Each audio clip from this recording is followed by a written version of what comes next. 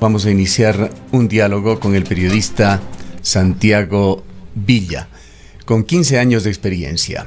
Ha cubierto el conflicto armado colombiano para programas periodísticos de televisión, lo recordamos aquí en Ecuador y en este medio de comunicación, por su documental Retrato de un padre de la patria, que se refirió a la corrupción durante la presidencia de Rafael Correa y su persecución a periodistas y opositores.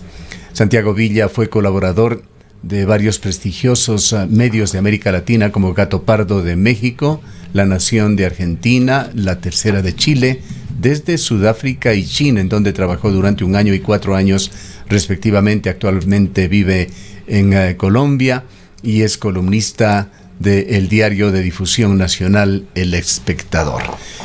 Vamos a confirmarte que estamos debidamente conectados con Santiago Villa desde Colombia. Santiago, buenos días. Buenos días, Gustavo. Muchas gracias por la invitación y buenos días también a la audiencia.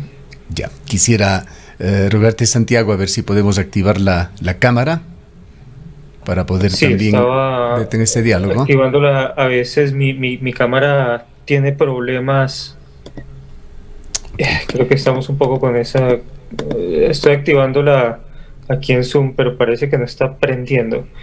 Ok, bueno, no vamos a sacrificar por esto este diálogo. Quisiéramos iniciar con un comentario tuyo sobre estos resultados que se los veía venir, pero que de cualquier manera no dejaron de sorprender, sobre todo ese ascenso vertiginoso de los últimos días de Rodolfo Hernández. ¿Cómo ha tomado Colombia esta definición de esta final electoral?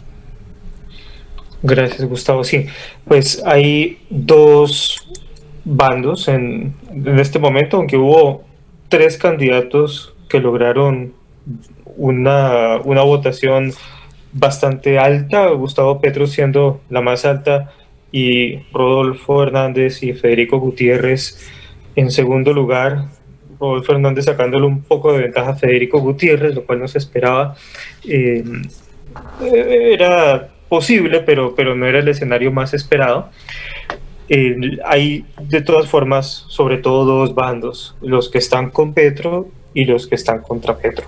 Y por eso todos los votos, se estima que todos los votos que estaban para Federico Gutiérrez vayan en segunda vuelta para Rodolfo Hernández, porque nadie que votó por Federico Gutiérrez probablemente votará por Gustavo Petro.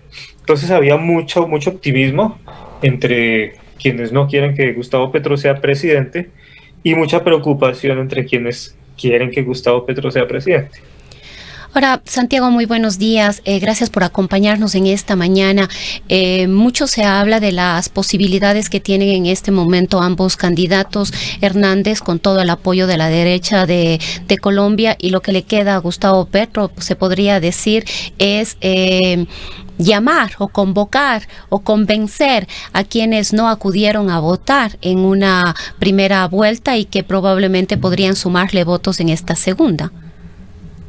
Correcto, esa es la opción que él tiene, sobre todo porque el cuarto candidato, que era Sergio Fajardo, una opción de centro, sacó 4% de los votos, mucho menos realmente de lo que se esperaba que sacaran, porque en las elecciones pasadas él mismo sacó aproximadamente 5 millones de votos en la primera vuelta. Entonces, era un candidato que tuvo bastante fuerza, casi llega a segunda vuelta en las elecciones anteriores y ahora quedó completamente quemado. Entonces, ellos suman 800,000 votos que no le da a Gustavo Petro en sus cuentas para poder llegar a los aproximadamente 10 millones que se necesita para la presidencia en este país donde la abstención es de casi el 50%. Pero es conquistar votos de abstencionistas el reto.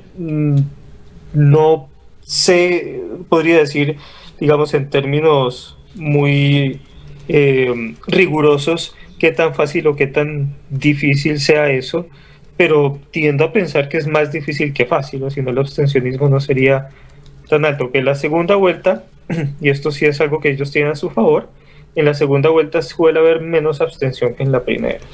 Entonces, ese es por lo menos un dato duro que puedo ofrecerles, que podría sugerir que sí es posible, pero igual es que necesita 3 millones de votos más. Entonces, eso es no va a ser una, digamos, una redistribución de los votos que se dieron en esta primera elección. Van a haber más votantes. Correcto, tendría que haber más votantes. Y entonces el reto es convencer a quienes no quisieron salir a votar por el motivo que fuera, porque la abstención tiene muchísimos motivos, a que esta vez lo hagan además por Gustavo Petro, porque igual los abstencionistas pueden ir a votar por Rodolfo Hernández. Es un tema de convencerles, pero yo quisiera tener otra lectura tuya, Santiago. ¿Qué es lo que le dio? Efectivamente, en esta primera vuelta fue una sorpresa Rodolfo Hernández para llegar a la segunda vuelta, para llegar al balotaje. ¿Qué le dio la votación a este político, además cuestionado, agresivo? Lo hemos visto en algunos videos, en algunas imágenes que han circulado sobre cuál ha sido su comportamiento. Un admirador de Hitler, misógino inclusive, le hemos escuchado en algunos de los comentarios y estas imágenes, como decía, que han circulado a propósito de este proceso electoral en las redes sociales de manera especial. Entonces nos preguntamos qué les llamó la atención a los colombianos para darle el voto a este candidato. Sí, esa es la pregunta central, ¿no? Yo creo que se le ha comparado mucho con Trump por el populismo, su trasfondo de haber hecho mucho dinero con la finca raíz, por lo que señala, pues, unos episodios, digamos, del salido de casillas.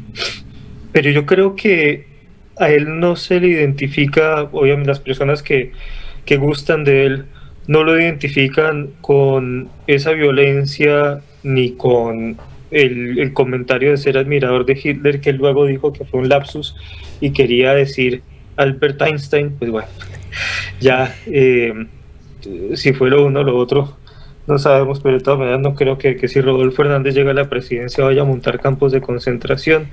Creo que es más el atractivo de él es, por un lado, estar por fuera de la política tradicional, los partidos tradicionales. Su campaña y todo su mensaje es muy fácil de entender, es muy elemental, es comunicado de una manera sencilla y tú lo escuchas sus entrevistas, y hay una cosa que me llama mucho la atención de él y es definirlo como casi como una persona como de tierra. es muy aterrizada, aunque muchas de sus ideas y sus propuestas son un poco desconectadas, y se le nota como un poco de ignorancia con respecto a cómo funcionan los sistemas aquí cuando las hace, pero siempre parte de unos principios muy elementales. De por múltiples ejemplo, calificativos que le dan a él.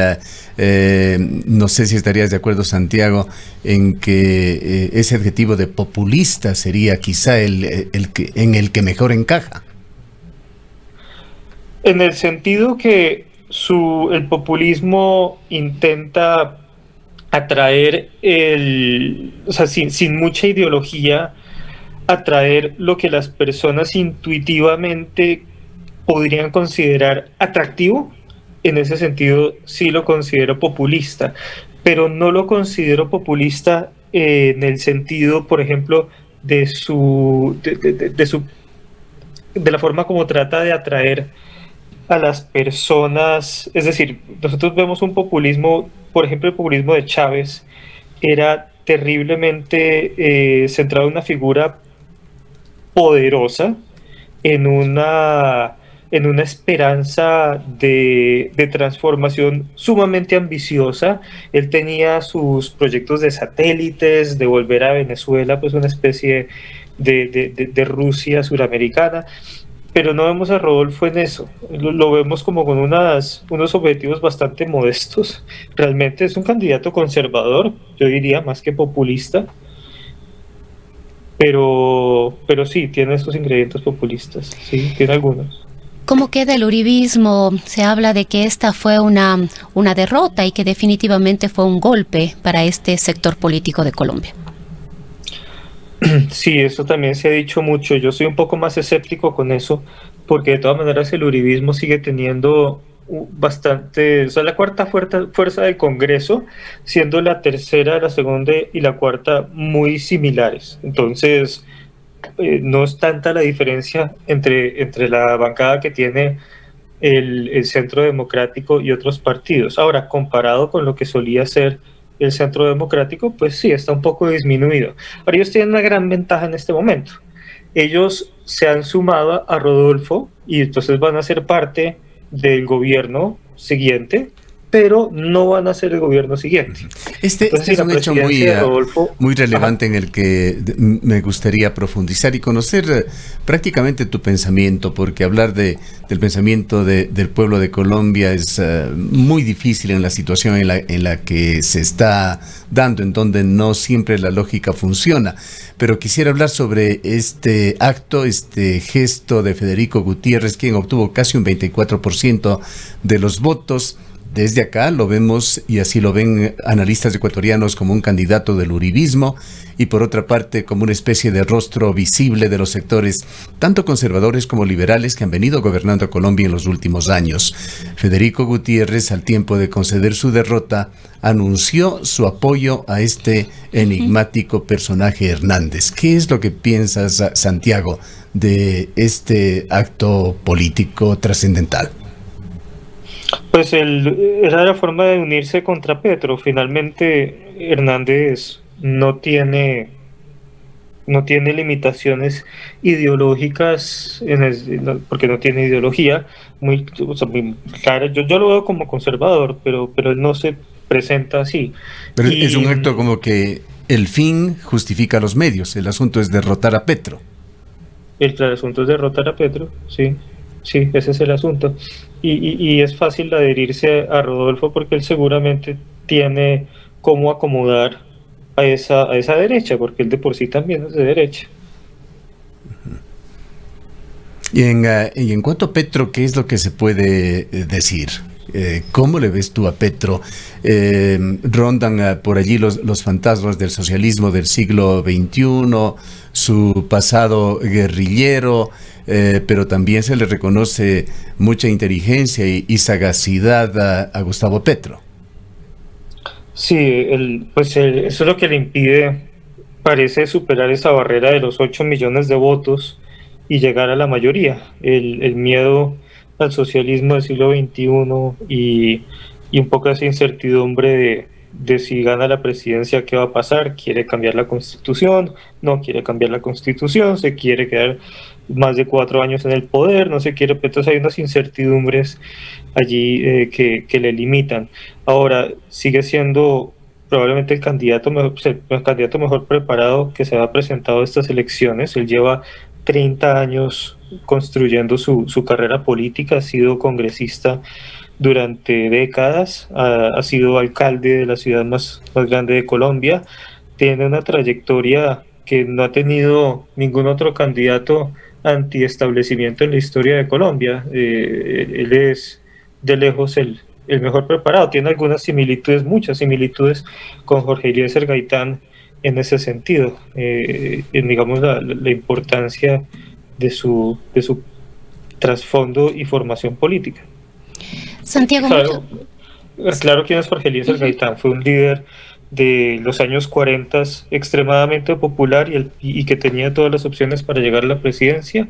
Era muy del pueblo, con unas ideas muy progresistas, y lo mataron.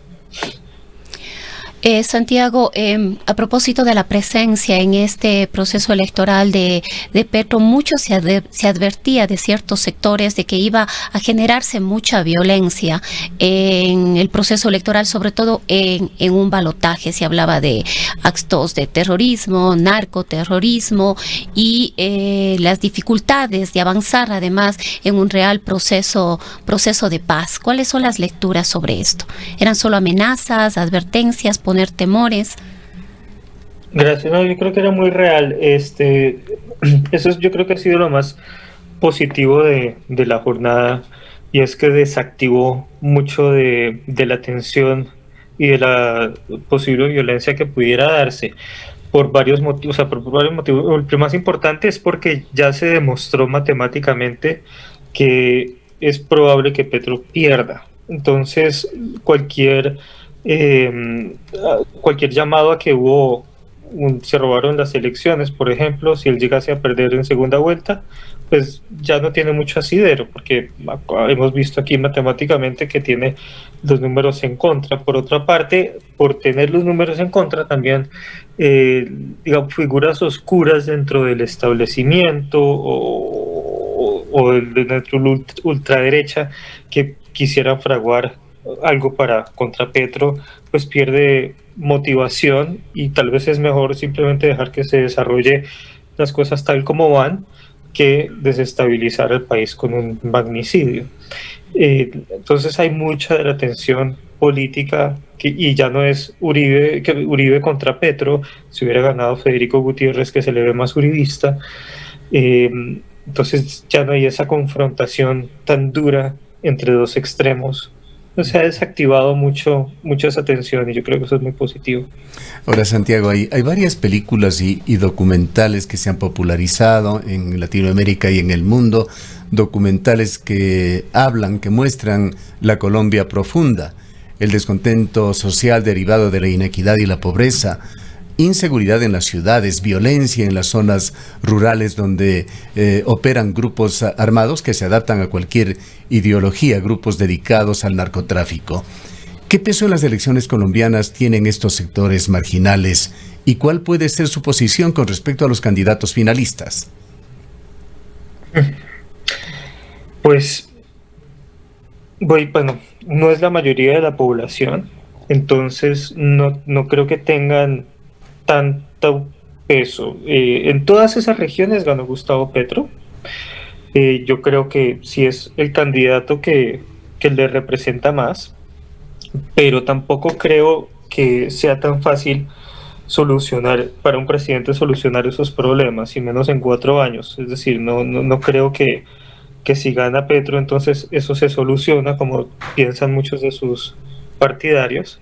Yo creo que son los problemas estructurales muy difíciles de solucionar para cualquier presidente, ni siquiera Petro. O sea, se hizo un acuerdo de paz con las FARC, y es el paso más importante que se ha dado hacia la paz en Colombia, y sin embargo fue bastante modesto. O sea, fue útil, fue importante, pero estamos todavía lejos de la paz y lejos de solucionar los problemas estructurales como el narcotráfico. Entonces yo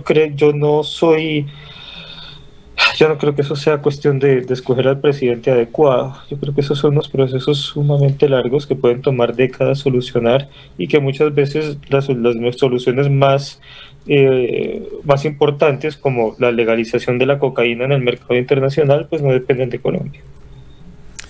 ¿Qué normas rigen a la campaña electoral en Colombia en la segunda vuelta? ¿Normas? Bueno. ¿Qué alcances, qué limitaciones, qué posibilidades de alianzas? ¿Cómo funciona? Hay todas las posibilidades de alianzas que los candidatos quieran hacer. Ahora, Rodolfo está jugando una carta que es obviamente la mejor para él en esta posición, y es no hacerlas. No decir que se va con nadie, mantenerse independiente, porque de todas maneras todos los antipetristas van a ir por él. Y ya sabemos, ya hemos visto que pues todos los que están con Federico Gutiérrez, el que quedó de terceras, van a ir ahora con Rodolfo Hernández. Entonces él no tiene realmente necesidad de hacer alianzas. Él se puede quedar independiente, y si los números siguen como están, gana. Entonces él está en una posición muy cómoda. Por otro lado, Gustavo Petro está en este momento buscando todas las alianzas posibles con todas las figuras políticas de las que denigró durante la campaña electoral. Pues igual, pues las campañas son eso, ¿no? Estar atacando a los contrincantes, pero ahora le queda un poco difícil estar uniéndose con personas a las que estuvo atacando durante meses, ¿no? Y bueno, ¿cómo están las expectativas del ambiente? ¿Cómo están los colombianos en este momento, en 3 semanas, para elegir a su nuevo presidente? Yo creo que están o sea, hay cierta, como te digo, cierta tranquilidad. Yo creo que están un poco consternados con los resultados. Yo creo que están muy inciertos con respecto a quién es finalmente Rodolfo Hernández y qué va a hacer, pues porque el hombre es un enigma, muy parecido en ese sentido a Andrés Manuel López Obrador en México, y probablemente sean presidencias relativamente parecidas. Él es un admirador de AMLO, Rodolfo Hernández, pero como les decía antes, también hay una tensión que se desactivó. Entonces yo creo que va a ser una segunda vuelta, afortunadamente, felizmente, va a ser una segunda vuelta tranquila. Hay un aspecto muy doloroso de lo que está viviendo Colombia hoy en día. Según la Defensoría del Pueblo de Colombia, hay un asesinato por día en tu país, Santiago, por motivos políticos, y entre estos destaca esa cadena interminable de asesinatos a dirigentes sociales. ¿De dónde viene esa violencia y cómo juega esto dentro de lo electoral que está viviendo ahora Colombia? Las FARC eran el poder de facto en muchas regiones de Colombia, y eso le daba a las regiones cierta estabilidad. Cuando hay o sea, los grupos criminales generan su propio gobierno de cierta forma, entonces dentro de esa criminalidad hay cierta estabilidad. Cuando las FARC dejaron todos estos territorios, entraron los demás grupos a competir por el poder allí, y la forma como se ejerce el poder en Colombia en estas regiones por parte de los grupos criminales, y bueno, a veces también por parte de la institucionalidad, es el homicidio y el miedo y el terror. Gobernar con la fuerza y el miedo. Muchos de estos asesinatos responden a esa disputa territorial, a esos grupos que están comenzando a operar, a sentarse en ciertos territorios y luego a competir, y luego entonces mucha de esta violencia se desprende de allí, más la violencia que también ejercen los grupos de interés a quienes se oponen estas personas. Por ejemplo, muchos ambientalistas se oponen a la minería ilegal en los territorios donde están contaminando los ríos, y se vuelven objetivo de los grupos armados que viven de la minería ilegal. Entonces, eso es ese es el tema estructural a mi manera de ver, y gracias por traerlo, más importante de Colombia, porque cuando tú vives en un país donde se asesina el liderazgo local, el liderazgo de base, eso es muy difícil de recuperar, y estamos entonces ante la desinstitucionalización más grave es allí. En la base democrática, en las juntas de acción comunal, en las organizaciones de base, y eso es muy, muy grave. No sé qué tan fácil sea para un presidente solucionar eso, porque es un problema sumamente complejo y difícil de tratar. Un comentario final, Santiago, antes del cierre, sobre Francia Márquez, la candidata a la vicepresidencia de Gustavo Petro, y quién ha sido la más visible de los candidatos a la vicepresidencia de Colombia. Sí, ella es precisamente una de las personas que hubiera sido objetivo de esa violencia. Ella es una líder ambientalista de base de una región donde hay mucha minería ilegal, y ella se oponía a proyectos mineros legales y ilegales, y ha habido atentados contra su vida, y es una de las figuras que le ha dado un aire fresco y esperanzador a la candidatura de Gustavo Petro, al ser ella su vicepresidente. Ella es una mujer afrodescendiente con una capacidad, una tenacidad excepcional en su lucha ambientalista, y ahora abrazando también luchas feministas. La vicepresidencia es un cargo que tiene 3 responsabilidades, además de ser pues la persona que sucedería al presidente si algo le pasa, y es la consejería para la mujer, temas ambientalistas y relaciones entre el Ejecutivo y las regiones. Y para las tres ella estaría bien preparada. Entonces me parece que es una buena vicepresidente, aunque no tiene mucha experiencia administrativa. Yo creo que es con un compás moral claro y con un sincero interés en las personas menos privilegiadas y en los grupos que la vicepresidencia debería representar, pues el trabajo yo creo que lo podría hacer bien.